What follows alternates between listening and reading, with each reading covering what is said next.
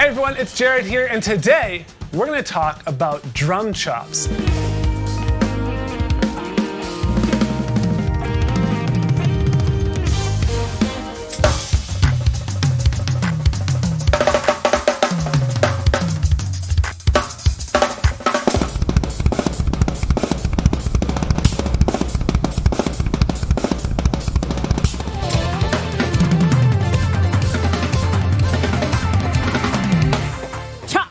I think chops help you be free around the kit. It gives you ways to do things, to express yourself within a song context or in a solo. And I believe it's all about taking one thing and trying to play it like 50 billion different ways. So it gets to a point where you're like, you're not thinking right, left, right, right. You're thinking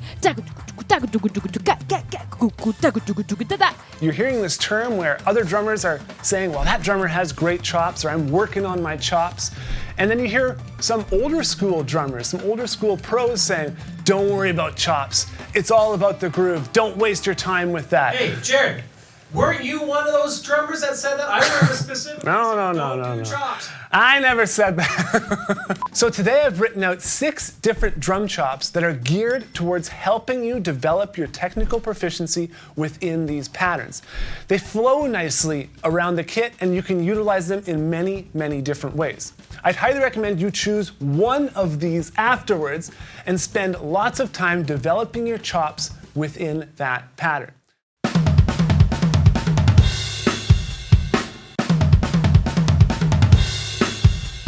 So on number 1, we have a right, left, right bass drum on each count.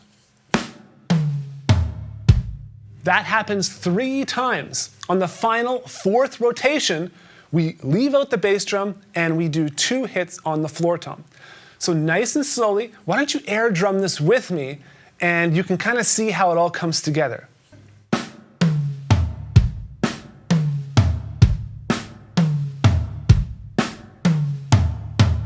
So that is a drum chop played nice and slowly. Now what I'm going to do is I'm going to play a beat and I'm going to play that chop just nice and slow. Okay, we're developing our technical proficiency. We are woodshedding in the hopes that one day you will have chops, regardless of what the decrepit old dude in the studio is telling me. It's all about the groove. Shut up. It's all about the groove. Shut up. Okay, let's do it again. Christy, roll that click for me.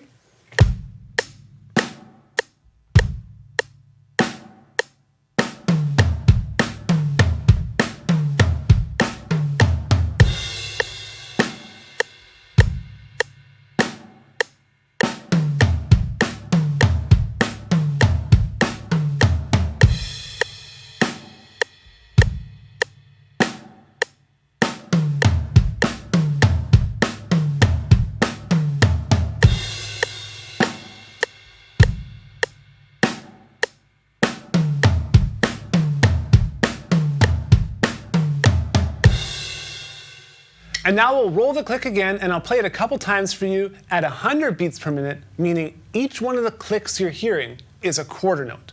And we're going to fit 4 16th notes into each one of those quarter notes. Let's try it again.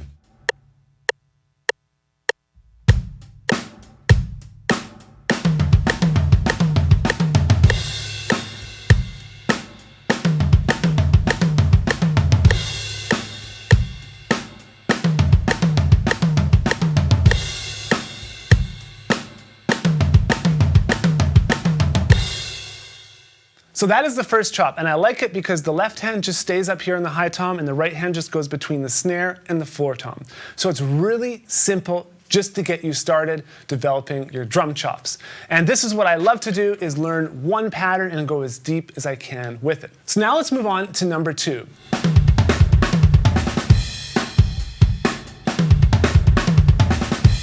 In this one, we have 2 hits on the bass drum in a row on the ands of each count. So 1, and 2, and 3, and doing this slowly, you'll find it's challenging there, but doing it faster is where you have to develop some level of technique, whether you're using a specific brand name technique like heel toe, or you're using, what's the other one called? Slide technique, you're using slide technique, or any of those others. it takes time to develop. This is one where if you spend a lot of time developing it, you can get it moving around the kit nice and fast, nice and smooth. So Hand to foot combinations aren't something drummers practice until the intermediate section. Yes, great. I appreciate your opinion, but we are going to move on with the lesson here. Okay, so it starts off with a right hand on the snare, left hand on the high tom, and then 2 bass drums. Right hand on the floor tom, left hand on the snare, and then 2 bass drums, and then again right hand on the snare, left hand on the high tom, 2 bass drums, and then a group of 4 notes, right hand on the floor tom, and then 3 hits on the snare. Let's do it nice and slow.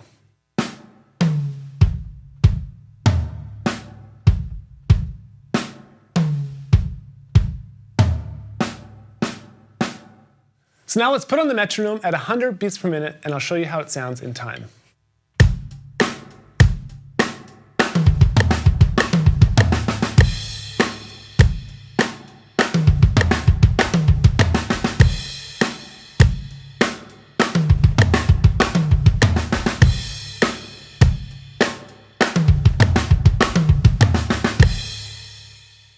Moving on to number 3, I wanted to add in some cool open hi-hats. Now, one of my favorite drummers to watch, and one of the drummers that I think has the best chops, is Eric Moore. And Eric Moore, when he's moving around the kit with like technical precision and proficiency, he adds in these little hi-hat barks.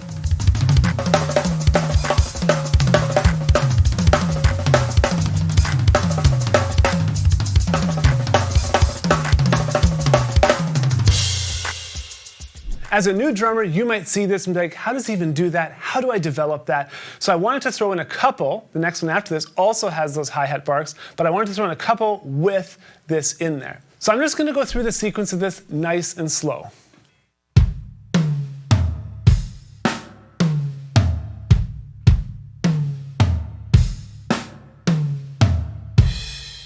Now the reason I put the crash symbol on the ah of 4 is so you could crash there and then also crash on count 1, and you get this nice wash of cymbals. So now I'll play it for you at 100 beats per minute.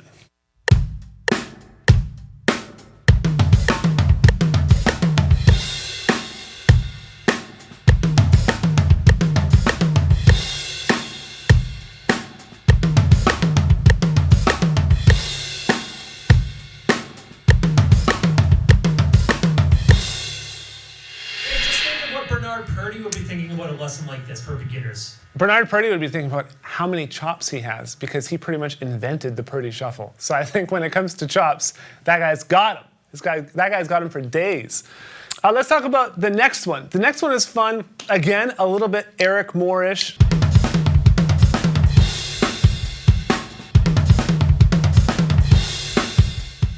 I swear I'm not ripping off your licks, Eric. I wasn't watching your videos and breaking things down like that. Although, maybe that's a good idea if someone wants to learn chops. This has a really, really neat crossover pattern in it, and then it also moves down the drums really, really melodically.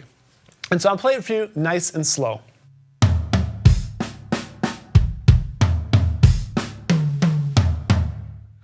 Okay, so let's play this faster now at 100 beats per minute.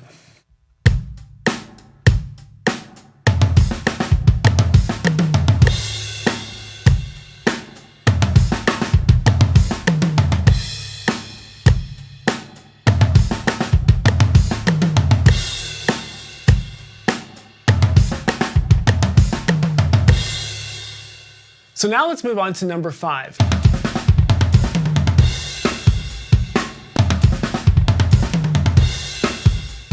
This one has a cool 3-note grouping. Now we start it with 1/16th note, and then we move into that 3-note grouping. So nice and slow.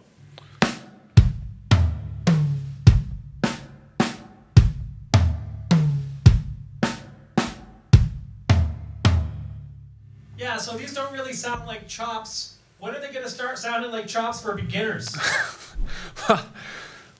It's anything. Anything. I love it. Leave this in. Don't take it out. Anything can be simplified down so anyone can learn it. This is my thoughts, especially with drumming and rhythm and everything. Once you slow things down, yeah, you can get into odd times and all these different complex things, but when you're playing in 4/4, you're using 16th notes. If you want to learn this, regardless of what skill level you are, if you're second day on the drums, you could learn this pattern.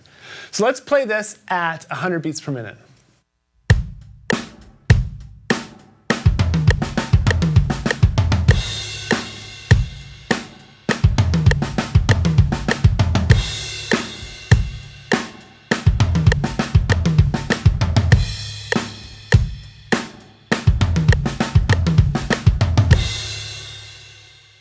Number 6 is one of my favorites. It's probably one of the most simple. I don't know why I put it last. I could have put it first. But it simply starts with 2 bass drums and then 2 in the snare, 2 in the high tom, 2 in the floor tom. Nice and slow.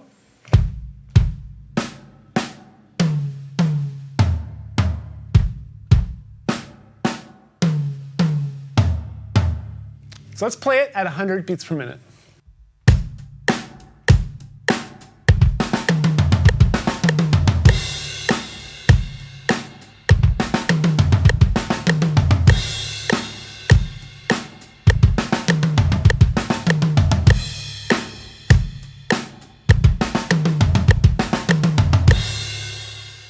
So there are some drum chops for beginners. And like anything, when you first start learning it, it's not going to sound that good. And even when you have certain patterns and stuff that you play slowly, sometimes they just don't sound good at all. Take, for example, the number 2. Number 2 slowly doesn't really sound like much.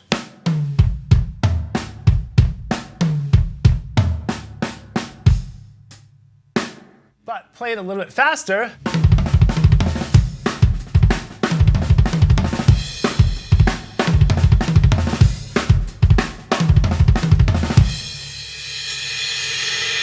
Okay, so you've convinced me that these chops are cool with that demo, but when should a beginner start practicing these?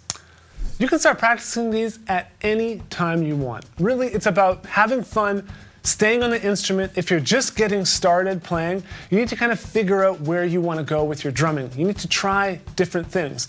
Really focus that you have good time, that you have good technique, and you're building a solid foundation. But outside of that, there's a million or a billion different journeys that you could choose to go down. And so if drum chops is something you want to get good at, if you want to get your chops up on specific patterns, then I'd highly recommend you do that. You might hate all of the ones that I've listed here, but you might love another one that you hear your favorite drummer play.